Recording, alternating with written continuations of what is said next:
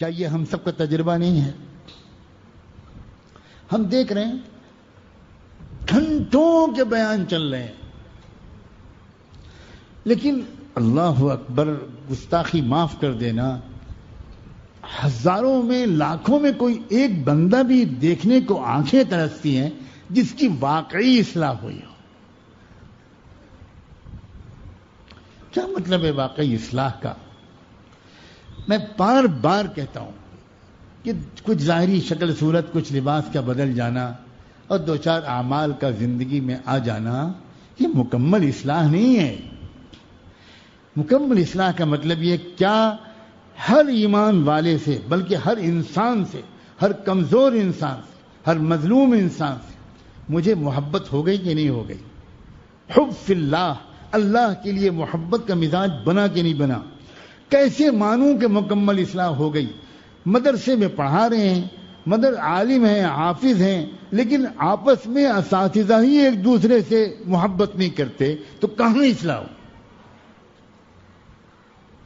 کہاں اصلاح ہو؟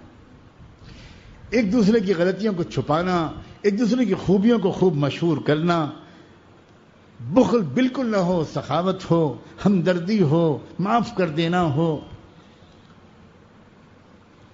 یہ ہے اصلاح۔ مزاج بدلے، عادتیں بدلیں، صفات بدلیں، لباس بدل جائے اس کو اصلاح نہیں کہتے، سر پہ ٹوپی آ جائے اس کو اصلاح نہیں کہتے، بالکل نہیں کہتے۔ کیا ہمت آئی، حوصلہ آیا، بہادری آئی، سخاوت آئی، اللہ کے غیر کا خوف دل سے نکلا، اللہ کی قدرت کا استحضار دل میں آیا، کیا یہ مزاج بنا ہمارا کہ جب مصیبتیں آئیں تو زبان سے نکلے کہ ھذا ما وعدنا اللہ ورسولہ، ارے یہ تو وہی باتیں جو اللہ کے رسول نے بتائی تھیں، اس کا مطلب یہ ہوا کہ ہمارا ایمان اور پختہ ہو۔ اگر یہ کیفیات اندر کی نہیں ہے تو میرے عزیزو فکر کرو، خدا کے لیے فکر کرو، پریشان ہو جاؤ، جستجو کرو، تلاش کرو، رو تڑپو، اصلاح کا مطلب سمجھنے میں غلطی مت کرو، اصلاح کا مطلب سمجھنے میں۔ چھوٹی موٹی اصلاح پر کیسے لوگ راضی ہو جاتے ہیں، کیسے قانع ہو جاتے ہیں۔ کیا ہم نے اپنے بچوں اور بچیوں اولادوں کو دین کے لیے مر مٹنے کا ذوق بنایا؟ ایک بھی نہیں ملے گا اس مجمع میں۔ اکثر تو وہ ہیں، اللہ مجھے معاف کرے، اکثر ہمارے جماعتوں میں نکلنے والے ساتھی، خانقاہوں میں جانے والے ساتھی، اکثر کا حال یہ ہے کہ ان کی عورتوں اور بیٹیوں کو امت پر کیا گزر رہی ہے، دین کے کیا حالات ہیں، اس کا تو پتہ بھی نہیں ہے۔ اپنے گھر والوں، عورتوں اور بیٹیوں کو تو 100% ہم نے درد دین سے بالکل ہی الگ کر رکھا۔ ان سے کیا مطلب؟ کھانا پکنا چاہیے بڑھیا وقت پر، بس ختم۔ کیا اس آدمی کو جس نے اپنی بیوی سے کبھی امت کے حالات پر بات نہ کی ہو، اس کو مانا جائے گا کہ اس کی اصلاح ہوئی ہے؟ اس کو مانا جائے گا کہ یہ مومن ہے؟ جس کے دل میں جو چیز ہوتی ہے وہ ہر جگہ وہی بات بولتا ہے، اور جو ڈھونگ کرتا ہے وہ منبر پر بیٹھ کر بیان بہت شاندار کرتا ہے، لیکن اپنی بیوی کے ساتھ اور بچوں کے ساتھ اپنے گھر میں کبھی بھی ان مسائل پر بات نہیں کرتا۔ یہ اس کا مطلب ہے کہ اس کو کہیں غم وم کچھ نہیں، یہ بالکل ڈھونگ کر رہا ہے۔ آپ کے کاروبار کا لاس ہو گیا ہو اور لاکھوں روپے کا نقصان ہو گیا ہو، بری طرح آپ مقدمہ ہار گئے ہو، بہت پریشان ہو، آپ بتائیے گھر پر آپ جائیں گے تو آپ کو آپ کے چہرے پر غم کے آثار ہوں گے کہ نہیں؟ اور کسی اور موضوع پر آپ کا بات کرنے میں دل لگے گا؟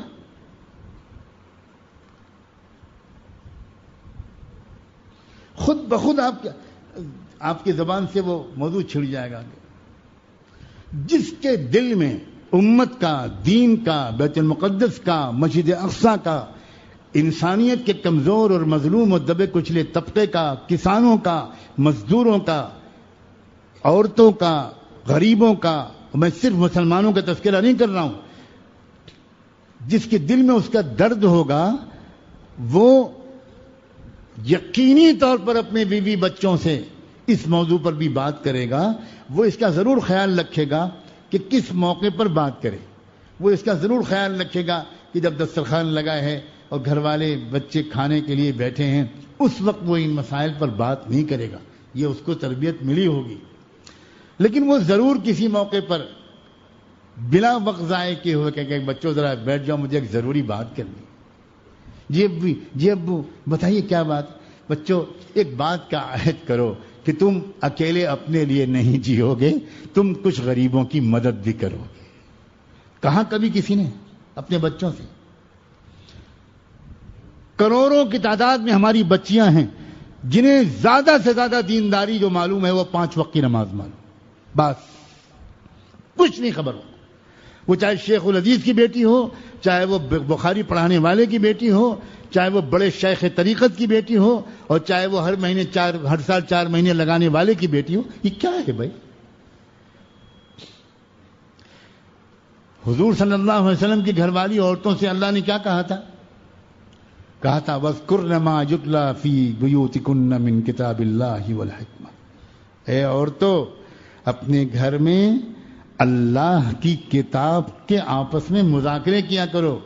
اور یہ جو رسول اللہ دانشمندی کی باتیں سکھاتے ہیں، عقل مندی کی باتیں سکھاتے ہیں، ان کا آپس میں تذکرے، ان پر باتیں کیا کرو. کہیں ہیں یہ رواج؟ ہاں میں آج آپ کو بتانا چاہتا ہوں الحمدللہ دنیا میں اور جگہ اب وہ رواج پھیل رہا ہے. اللہ ہمارے ملک میں بھی اب شروع کرا دے. شروع ہوا ہے الحمدللہ شروع ہوا ہے. اللہ کا شکر ہے شروع ہوا ہے. کچھ بچیاں، کچھ خواتین مختلف شہروں میں ایسی تیار ہوئی ہیں جو خطوط لکھ کر میرے اس دکھے دل کو تسلی پہنچانے کے لیے کہتی ہیں. کل ہی ہمارے ایک دوست اپنی اہلیہ کا خط لائے کہ فلاں بیان مستورات میں میں خود شریک نہیں ہو سکی تھی، بعد میں نے انٹرنیٹ سے آپ کا وہ بیان سنا، ہل گئی، میرا پورا وجود ہل گیا. اس بیان نے مجھے جھنجھوڑ دیا. اور حضرت میں اپنے شوہر کی اجازت سے انہی کے ہاتھ خط بھیج رہی ہوں. میں اپنے کو پیش کرتی ہوں کہ آپ میری جان، مال اور سب کچھ دین کے لیے قربان کر دیں. میں تیار ہوں. قربان کرنے کا مطلب یہ تھوڑی کہ ہمیں ان سے کہیں گولی چلوانی ہے. ہم کسی طرح بھی ہتھیار کے استعمال کے خلاف ہیں، ہر طرح کی دہشت گردی اور آتنکواد کے خلاف ہیں. یہ جتنی دہشت گردیاں اسلام کے نام پر ہو رہی ہیں، وہ چاہے داعش کر رہی ہو، ISIS کر رہی ہو، یہ سب خبیث لوگ ہیں، اسلام کے دشمن ہیں، اسلام کے دشمنوں کے ایجنٹ ہیں. یہ خوارج ہیں، یہ واجب القتل ہیں. ان کا کوئی تعلق اسلام سے نہیں ہے. میں سینکڑوں مرتبہ یہ بات کہہ چکا ہوں. ہرگز ہمارے ملک میں کوئی سوال ہی نہیں پیدا ہوتا ہتھیار کے اٹھانے کا، قطعاً نہیں. تمنائیں تو ہوں، کچھ یہ دل تو دکھے کہاں کیا ہو گیا. میں اس اسلام سے بالکل واقف نہیں ہوں کہ جب آپ اخبار میں خبر پڑھیں کہ آج فلاں کسان نے خودکشی کر لی تو آپ کہیں بس ختم، لاؤ انڈا لاؤ پراٹھا لاؤ. کسان کی خودکشی کا ہم سے کوئی تعلق نہیں ہے. ہمارے دل پر غم نہیں ہونا چاہیے. یہ کون سی اصلاح ہے بھائی؟ یہ قطعاً اصلاح وہ نہیں ہے جو قرآن میں مطلوب ہے، جو رسول پاک صلی اللہ علیہ وسلم جو درد لے کر آئے انسانیت کا، غریبوں کا. اللہ اکبر. اس سمجھو اسلام. اور اس لیے اپنے آپ کو تربیت کے لیے پیش کرو. بیعت ہو تو تربیت کے ارادے سے. مجھے یہ بات بیچ بیچ میں روکتی ہے، میں اپنے حساس دل کی کیفیت بتاتا ہوں. کبھی کبھی ایک دم سے دل میں خیال آتا ہے کہ سجاد تو کس مجمع کے سامنے یہ باتیں بیان کر رہا ہے. یہ وہ مجمع ہے جس کی 80% اکثریت اپنے حالات یہ بتاتی ہے کہ حضرت معمولات کی پابندی نہیں ہو پا رہی. 100 بار لا الہ الا اللہ نہیں پڑھا جا رہا ہے، 100 بار استغفر اللہ نہیں پڑھا جا رہا ہے. حضرت یہ نہیں ہو رہا. اس مجمع کے سامنے تم یہ مضامین بیان کرتے ہو. میرے دل کو یہ بات روکتی ہے. یہ ثبتونی، مجھے بہت اندر سے بار بار بیچ میں ہوتا ہے کہ تم یہ کیا کہہ رہے ہو اس مجمع کے سامنے. لیکن پھر جانتے ہو مجھے کیا یاد آتا ہے؟ مجھے یاد آتا ہے میوات کا وہ ان پڑھ جاہلوں کا رسوم و رواج اور ہندوانہ مشرکانہ رسوم و رواج میں گلے گلے ڈوبے ہوئے لوگوں کا وہ مجمع جن کے سامنے عظیم داعی اللہ حضرت مولانا الیاس رحمۃ اللہ علیہ بڑے بڑے معارف بیان کرتے تھے، اونچے مضامین بیان کرتے تھے، ایسے مضامین کہ جن کے بارے میں نے اپنے والد ماجد رحمۃ اللہ علیہ سے سنا، حضرت مولانا سید ابو الحسن علی ندوی سے سنا کہ وہ مضامین جب ہم لوگ سنتے تھے تو ہم رات بھر بیٹھ کر آپس میں مذاکرہ کرتے تھے کبھی کبھی کہ حضرت نے وہ جو جملہ فرمایا اس کا کیا مطلب ہے۔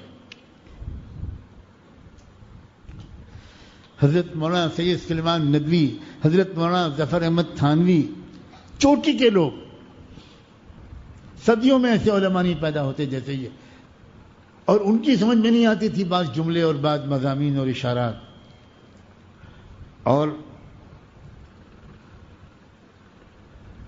وہ اللہ کا بندہ بیان کرتا تھا۔ اور اسی لیے حضرت مولانا الیاس بیان کرتے کرتے کرتے کرتے بیچ میں ایک دم سے ایک شعر پڑھا کرتے تھے کہ بک رہا ہوں جنوں میں کیا کیا، کچھ تو سمجھے خدا کرے کوئی۔ تو یہ چیز مجھے جب یاد آتی ہے کہ تم جو آ رہا ہے دل میں وہ کہہ دو، کون جانے اللہ تعالیٰ اگر قبول کر لے گا تو اللہ تعالیٰ انہی کے اندر وہ سمجھ اور استعداد پیدا کر دے گا، انہی کی اولادوں کو اللہ تعالیٰ انصاف کے نظام کو قائم کرنے کے لیے قبول کر لے گا، کون جانے، کچھ پتہ نہیں۔ اس لیے میں مضامین کو روکتا نہیں ہوں جو بلا ارادہ دل میں آتے ہیں، میں اخلاص کی نیت کی توفیق اللہ سے مانگتے ہوئے وہ باتیں کہہ دیتا ہوں، اور اپنے اس شکر کے اس کا بھی اظہار کرنا ضروری سمجھتا ہوں۔ ہر کچھ دن کے بعد کوئی ایک آدھ بندہ، کوئی ایک آدھ بندی ایسا کچھ مل جاتا ہے کہ لگتا ہے کہ کچھ نہ کچھ تو باتیں لوگوں کی سمجھ میں آ رہی ہیں۔